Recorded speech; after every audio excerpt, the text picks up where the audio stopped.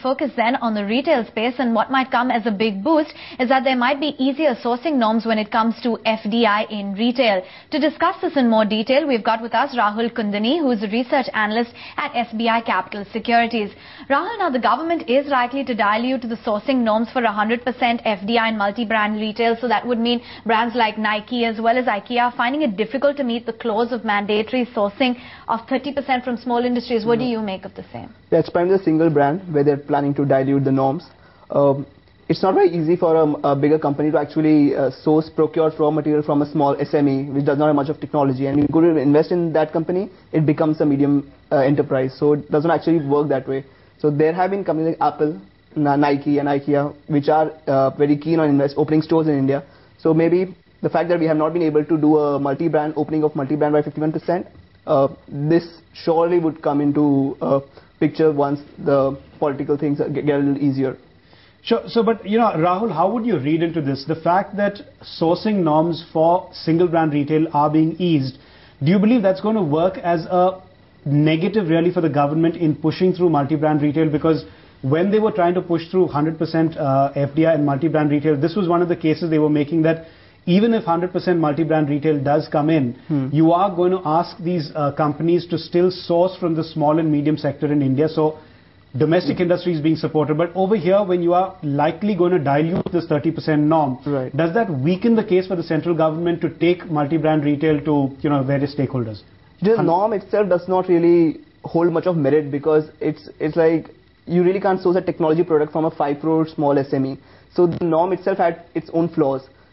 The feasibility was a little low with the entire thing. So I don't think there's going to be, it had to be tweaked in such a way that things have to actually work out. It would rather take it ahead only. Maybe increasing the limit would be one of the options they have. For the 5 crore company, they could increase the limit from the sourcing procuring company.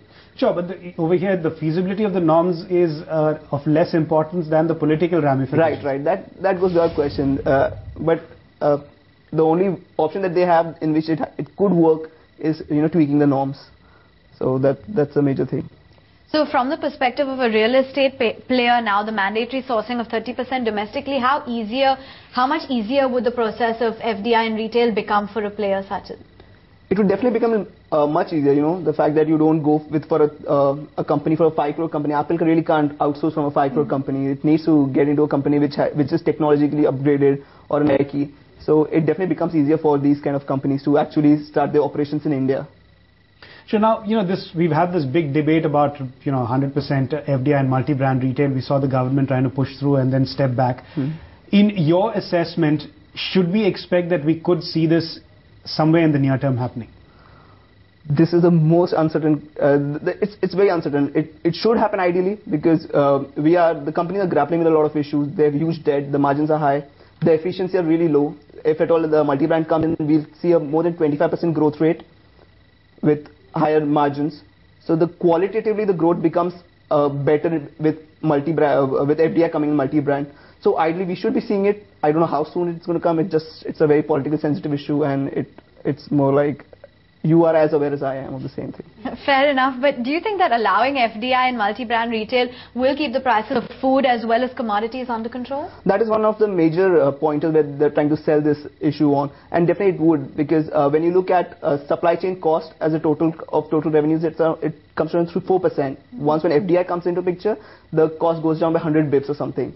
And the wastage and inefficiency in the system are so huge, as in at this point of time, there is around 7 to 8% of the total retailers waste. This wastage in food and groceries is around 7 to 8% of total revenues. But once when we get into an FDI thing sort of comes in, and with better technology and operations robust back-end systems, this would come down by 1/3. The global retailers actually don't waste that much on the food and groceries system as much as we have been wasting. So there are a lot of merits which can actually bring in not only growth but qualitative growth with FDI.